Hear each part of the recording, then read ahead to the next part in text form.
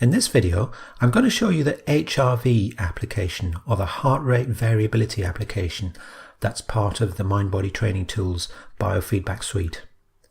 It's probably the most complex of the applications in the suite, certainly amongst the ones that we'll cover on the course. Really the reason for that is just the number of parameters that we use in the software. So I want to start by just going through, making a list, summarizing the parameters that we're working with. So firstly, we've got the two primary parameters, by which I mean the two sort of measured parameters, which are heart rate and breath. So heart rate is, well, it can be measured by either of two means. The software can work with both of them. They are, well, the devices are a pulse oximeter, and the other means is ECG. Now, I talk about these more in the next video coming up on hardware setup. The second primary parameter is the breath itself, which is measured via temperature. So a temperature probe that can detect the difference in temperature between the inhaled and exhaled air when it's positioned just below the nostril. So those are the two primary parameters. And then we've got a set of derived or calculated parameters. Firstly, a couple that are to do with directly quantifying HRV, or really quantifying coherence. The first one is the coherence score. So the coherence score is a measure of the size and consistency of what I call the heart wave, which if you've seen the introduction to this module, you'll know what that means. So that's HRC score, or coherence score. And then we've got what I call synchrony, which is the time lag between the breath, or the breath signal, and the heart wave, or really the peaks of those two signals. So the peak of the breath and the peak of the heart wave. Now, synchrony is something of an expert parameter. So when you're first starting out with the software, don't pay too much attention to that. We'll go into that later on in the module. Now, the last couple of parameters that I want to mention are to do with the breathing. So obviously we've got breathing rate, which is always an interesting one. And then another one is the inhalation to exhalation ratio. So that's the ratio between the durations, the relative durations between inhalation and exhalation. That's sometimes interesting. But that said, it's a very minor parameter in this application. I'm not going to pay too much attention to that.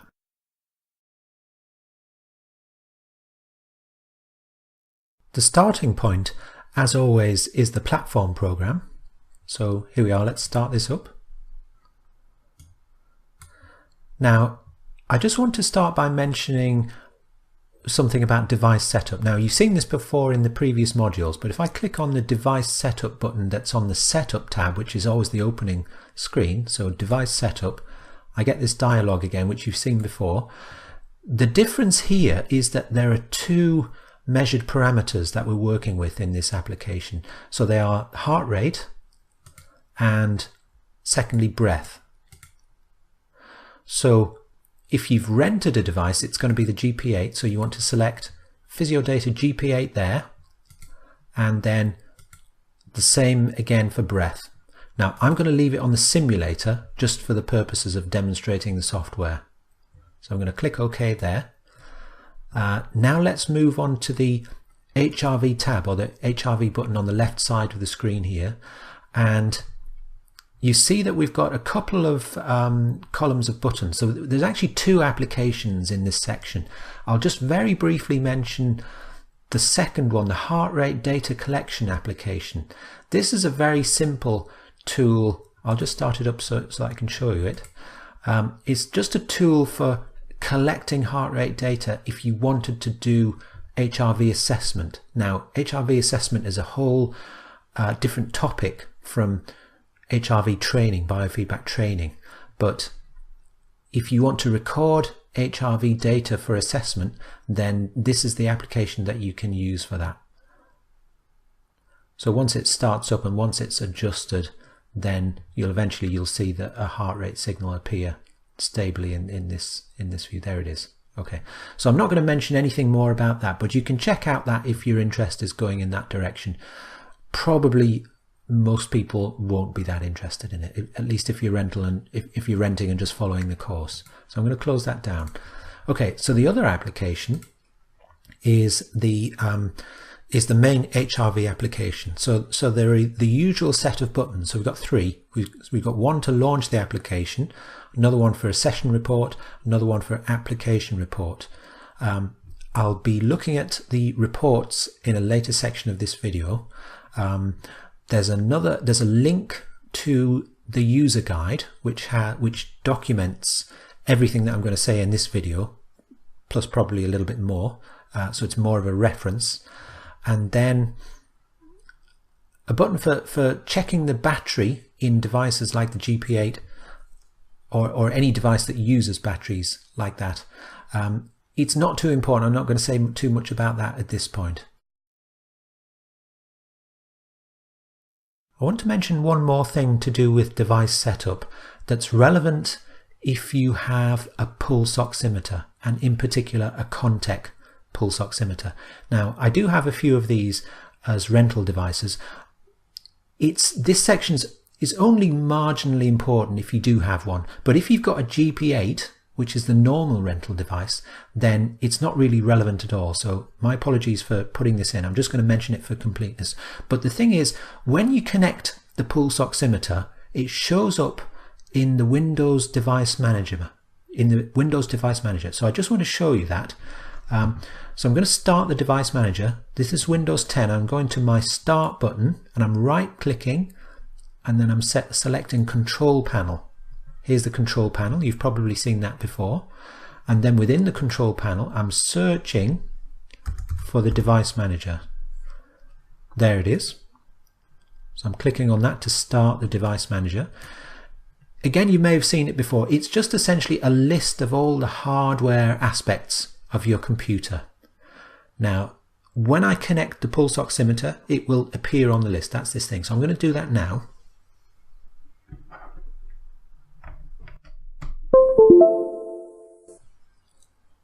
Okay, there it is. So it's now on the list. It's on this section on ports.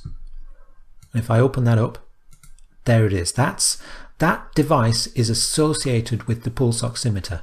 Now, if you followed the capnometry module of this course, then you'll have seen something very much like that.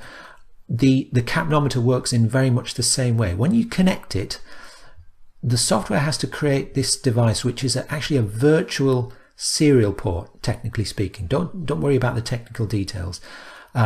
But yeah, a serial port or a COM port is an old type of port that computers used to have, but they no longer do because everything's USB.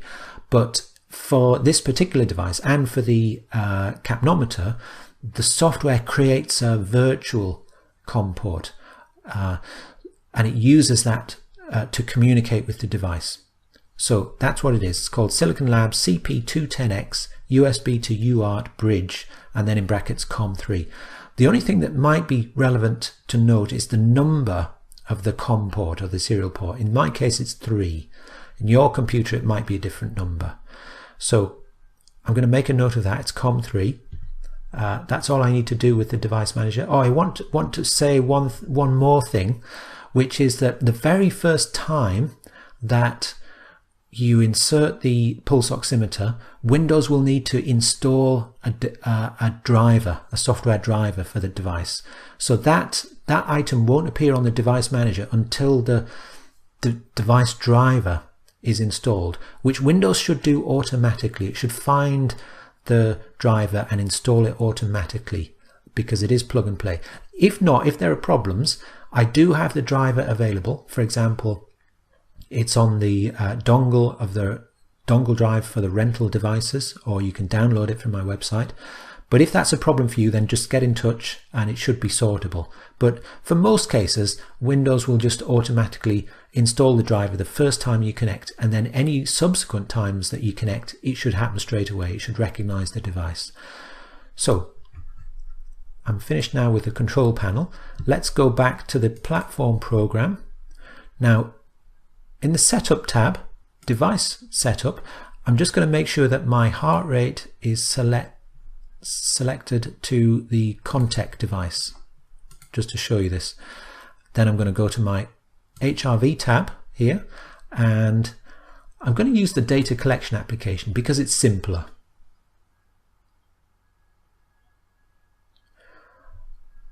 So here we are, a couple of different things when you have a real device connected. First is that we've got this indicator right in the top right corner. It's like a lamp. It changes from red to green when you press play, as long as you have the device connected and it's working properly.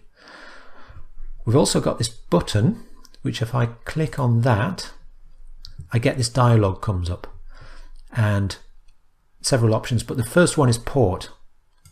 So it shows the port that the software is going to attempt to read the heart rate data from. In this case it's COM3, which is the same port that showed up in the device manager that you've just seen that. And in fact it's the only one there, so there was never going to be an issue with that.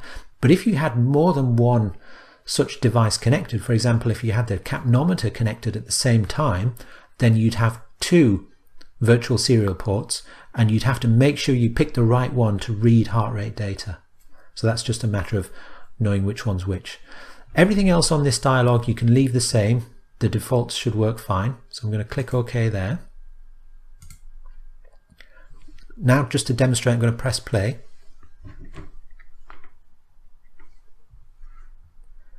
Here we go.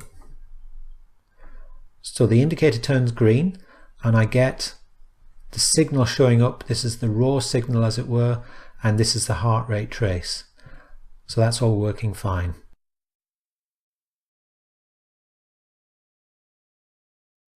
I'm going to start the HRV application. Click that button in simulator mode, just for the demonstration. Up comes the application in BioEra.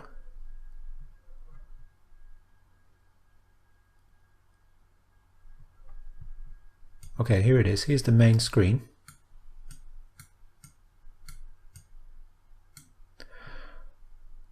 So just a quick overview. I'll press play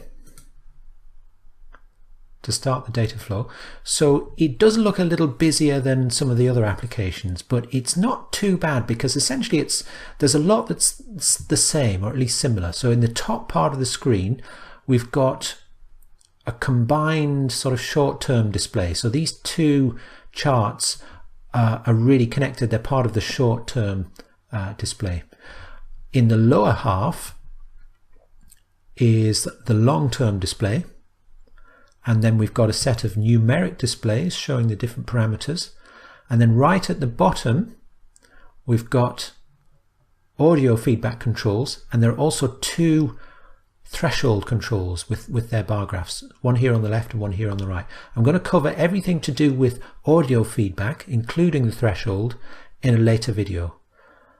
So in this video I'm just going to concentrate on the short-term display and the long-term display.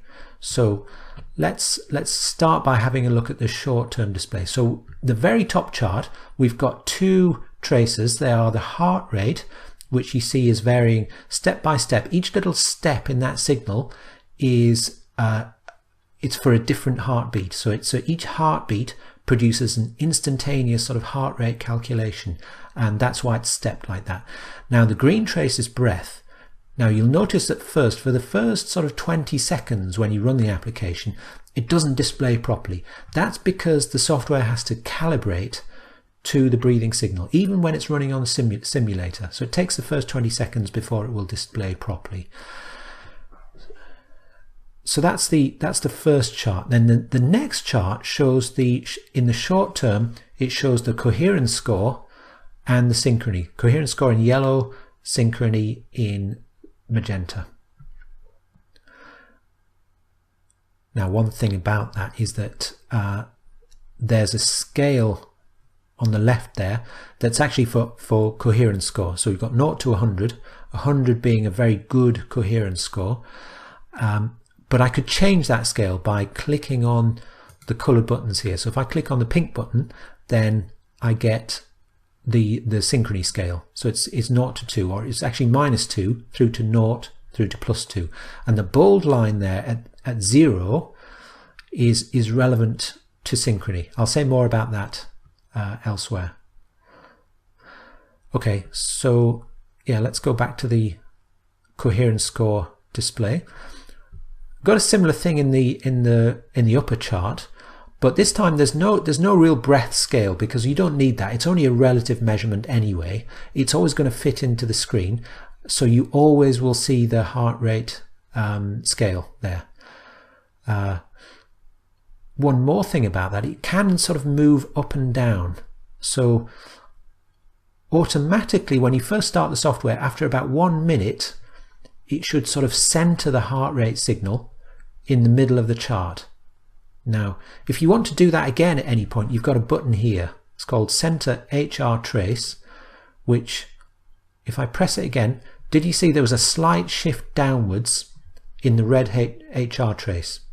And it also slightly adjusted the scale, but it's still got the same scale, which is essentially 30 beats per minute, but it's just a slightly different range. It's just moved it down slightly.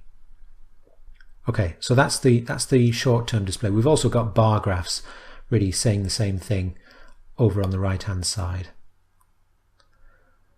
Okay, then there's the long-term graph, which shows the some of the derived parameters. Firstly, it's got the coherence score again in yellow.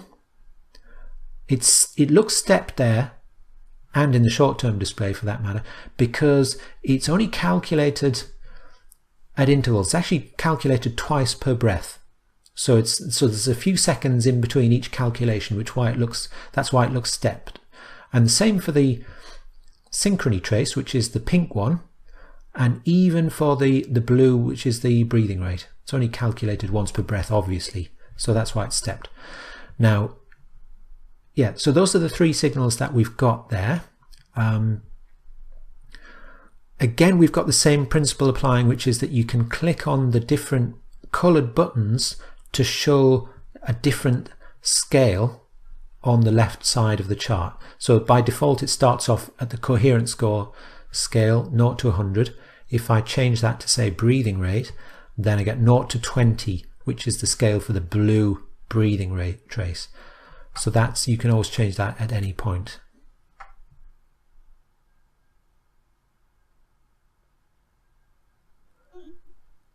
Okay, that's more or less all there is to say about the displays at this point. I'll say more about adjusting them in a minute, but I just want to comment on what's just happened here, which is, again, it's the simulator, which is a recording, but here you see nice coherence. Yeah, the heart wave and the breath are quite nicely synchronized. But then here something happens, which is that the breath suddenly speeds up and it becomes decoupled from the red heart wave trace. So at that point you can see that the yellow coherence score very quickly drops to 0 because the coherence has been lost at this point. That's just something to point out of interest. The coherence comes back again very quickly in the recording, and you can see that the coherence score starts to build up again, actually with a slight delay. That's the nature of the coherence score calculation. But yeah, it's back in sync again now. So that's just out of interest. I want to say more about the process of calibrating to the breath, which we've already seen. So just to recap, when you press play, the green breath signal in the short-term display, the top chart, it doesn't look right. It's only after about 20 seconds that you get something that looks like a recognizable breath. So at first it's just going up and down off the scale, and then here it is. Now it appears properly. So the system is calibrated to the breath. So it's the same whether you're using the simulator or a live signal. But one important thing, perhaps the most important thing, is during that first 20-second period, you need to breathe calmly, steadily, not too slowly for that to work properly. If it doesn't work properly, you can recover from it. I'll say something more. So you may have noticed that there's a second window as part of the application here.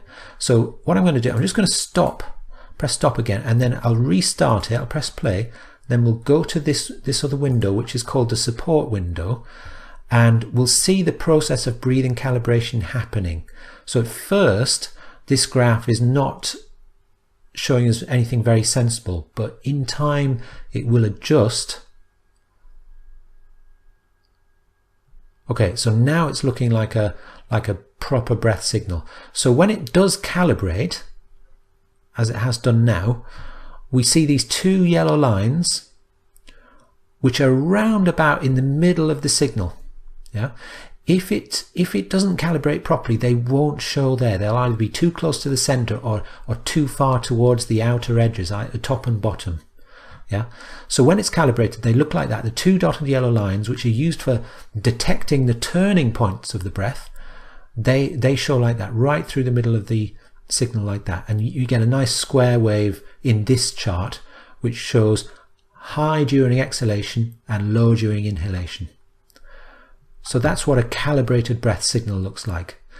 There is a button here in the support window that you can press to recalibrate if it doesn't work out properly when you first start, but it should happen automatically in the first 20 seconds. Almost always it does, and you don't ever need to pay attention to the support window, but occasionally there are problems.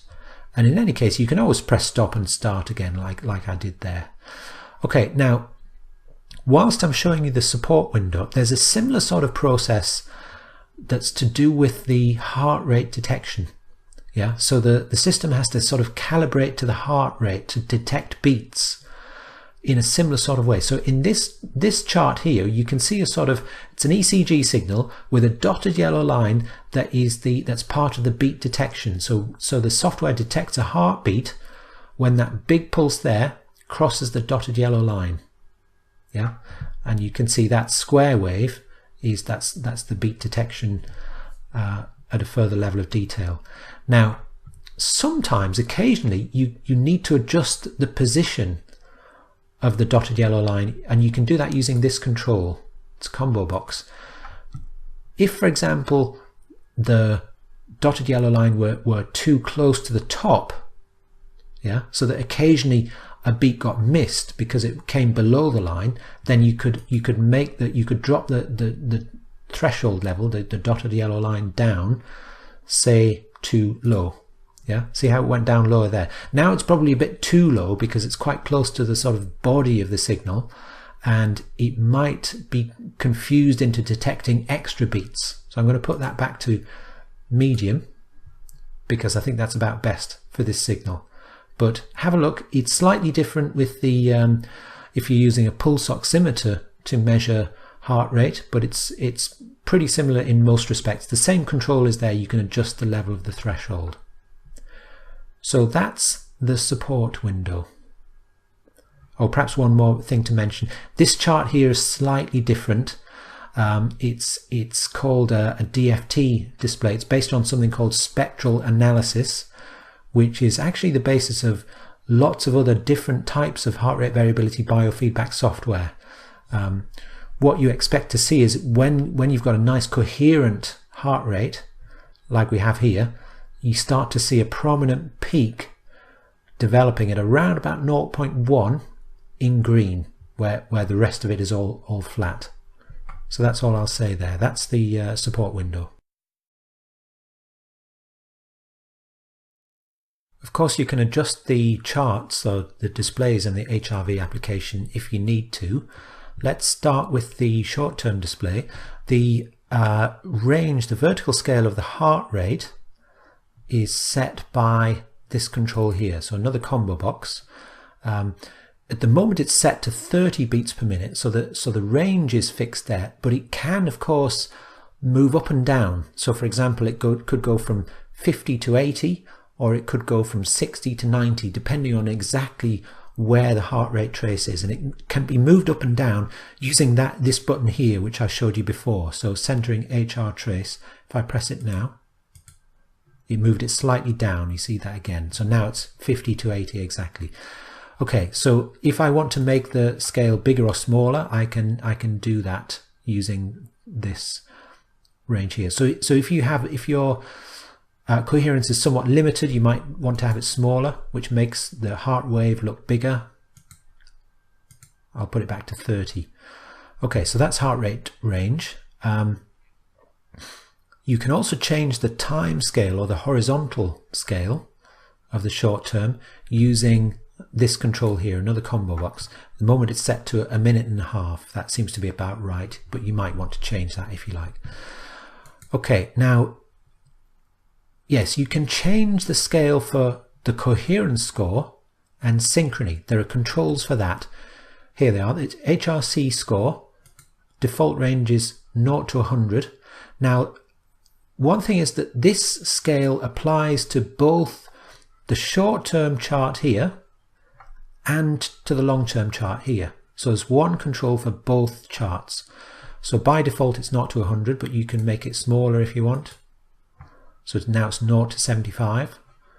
I'll set it back to 100, and you can see that both the charts change. Similar thing for synchrony. So if first, just to recap, if you want to see the synchrony scale reflected here, click on the colored button. Set to 2 seconds by default. Now that's in the short term, that's above and below the 0 line. So it's 0 to 2 and then 0 to -2 below. I can change that to, say, 3. I'll put it back to 2. Now, just one thing about the synchrony. In the long-term display, it's actually showing a slightly different thing. Now, because synchrony can be positive or negative, depending on whether the heart wave peaks before or after the peak of the breath. So it can be positive or negative. Now, if you just average that out, it might come pretty close to 0, which wouldn't tell you an awful lot. So in the long-term chart, it shows you an average of synchrony, but instead of being an average of the straight synchrony, it's an average of the magnitude. So you remove the sign first and then you average the score. So that's why it doesn't work like that. So if I click on the pink button there, I get a different scale. It's 0 to 2, not -2 to +2 on that scale. So it's the average of the magnitude. I've also got a control for the breathing rate scale in the long-term display. If I click on the blue button, which reflects the blue breathing rate trace, now I have 0 to 20 here, which is in breaths per minute. So that's the scale for the breathing rate, and I can change that to something larger. See how the blue trace dropped down, and now I've got 0 to 30. I'll just put it back to 0 to 20. So those are the controls for adjusting the displays. All the other controls are really to do with audio feedback, which again I'll just cover. Oh, actually there is one that I forgot, and that's I can change the period or the time scale, the horizontal scale of the long-term trace. So it's set to 10 minutes by default, but if you want to run longer sessions, it might be worth you having that set to a greater value. I'll just leave it there for now. So those are the controls for adjusting. All the other controls are really to do with the thresholds and with audio feedback. I'll finish by showing you the report functions that are available for the HRV application. So here we are in the platform program on the HRV tab, and I'm going to click the button to view an HRV session report. So again, it's the same idea that after a session you can view what happened in the whole session. So first thing that happens is a dialog comes up offering me to select a session, and again the sessions are named using a number and the date. So I'm just going to pick one and click OK. Next I get another dialog, and these, you'll have seen these before if you've used any of the other reports for example capnometry. It's very similar. A couple at the top, we've got the option to overwrite an existing report. That's if you want to change any of the other options, you need to overwrite any report that you've previously created. Otherwise, the software will just open the previous report. Another option, you can add notes to your report if there's anything that you want to take a note of about what happened in your session. The rest of these options are to do with filtering out data for blips and other anomalies. So for example, if you moved during your session and the heart rate misread for a beat, then you can exclude that from your report by selecting a maximum heart rate, or even a minimum heart rate for that matter, that's kind of below the blip, as it were. So you'd probably want to first see the report before going back to to use those, but I generally would just accept the defaults. It doesn't really matter too much if that seems a bit complicated to you. So I'll click OK, and up comes the report. And again, as with the other functions, it's an HTML report, so it opens in a web browser, your default web browser. In my case, it's Google Chrome. Here's an example of the session. So in this case, it was a 15-minute session, and the coherence score went up and down. It does tend to wave around, or at least it does for me.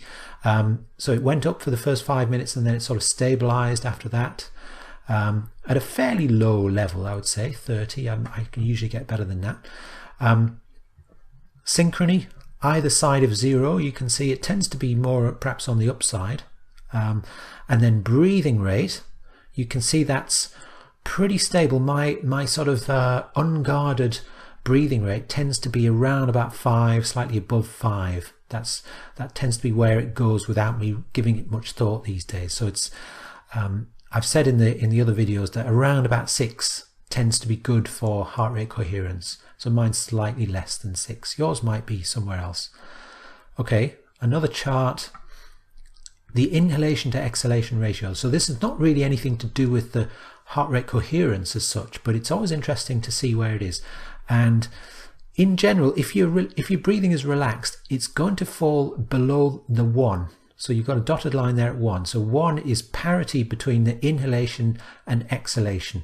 So when the line is below 1, it means that the inhalation is shorter and the exhalation is more drawn out, relatively longer, which is where it tends to be if your breath is more relaxed, as mine mostly is in this case.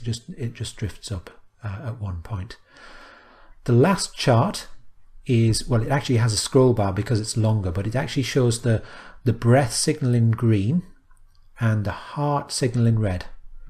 So you can see that pretty much there's decent coherence throughout that session. Okay, the last thing in the report is just a summary table. You've got the mean for the session of things like the coherence score, the synchrony. You've also got the maximum and minimum, and SD means standard deviation. If you don't know what that means, you could probably safely ignore it. It's just a measure of how variable the data is. Another summary table of heart rate. So my average heart rate for this session was about 60. Yours might be somewhat higher than that, or maybe even lower. Yeah, that's a session report. So I'll close that now, and I'll show you next the application report. So just to summarize, the application report is a report of all your sessions combined.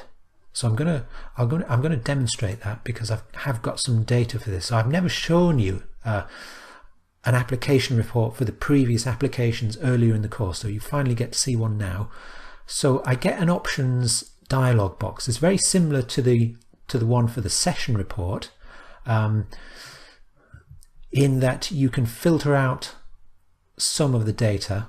I'm not going to say too much about that. You can play an experiment with that if you want.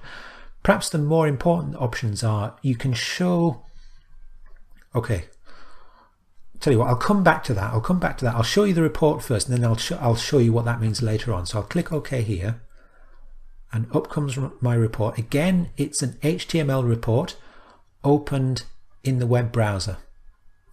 So here's the report. So a number of charts again. First is for coherence score. Now this time I've got represented every session. In fact, the horizontal chart is the number of sessions, or the session number.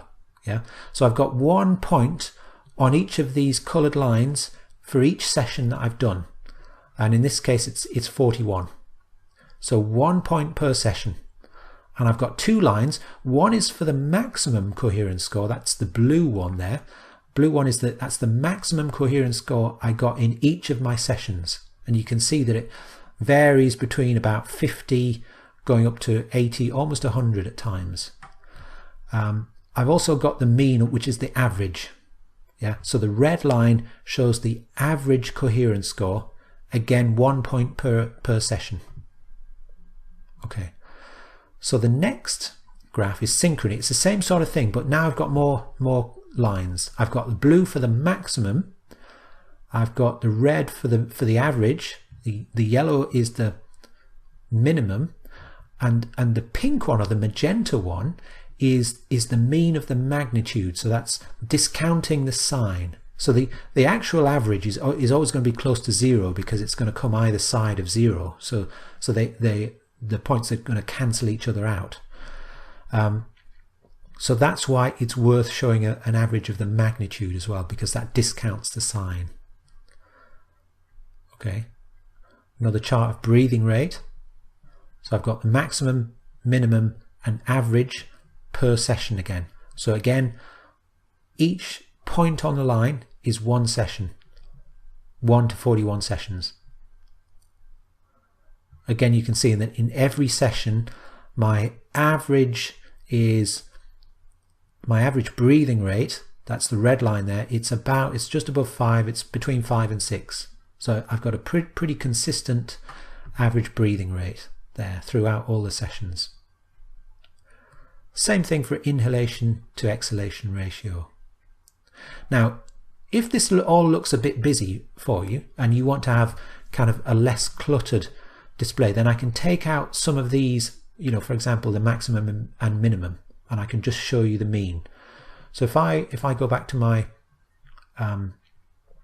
platform program and click again to generate the report, now I've got these boxes to show the maximum, minimum, and mean. So now you can understand what that means. If I uncheck them, let's say I uncheck mean, so I'll just have the maximum and minimum scores per session, and then click OK again. Here comes the report. Now there's no red for the mean. So if I go back to the earlier report, which I've still got, by the way, it's I've still got that in my browser. So the heart rate coherence score, the first chart had the red line for the average or the mean, and now I've lost that, and the red line's been lost from synchrony, also from breathing rate. I've just got the blue and the yellow for the maximum and minimum. So that just explains what that's all about. Now again, I've got some averages, a table of averages for the coherence score, for example. So what this means is this is the average of averages. Yeah. So my average score is 46.5. This is my average maximum score per session. Hope that makes sense. Average maximum score per session. So it's averaged over the number of sessions, which again is 41 in my case. Same for the minimum. So this is the average minimum over all my sessions. Okay, so that's the application report.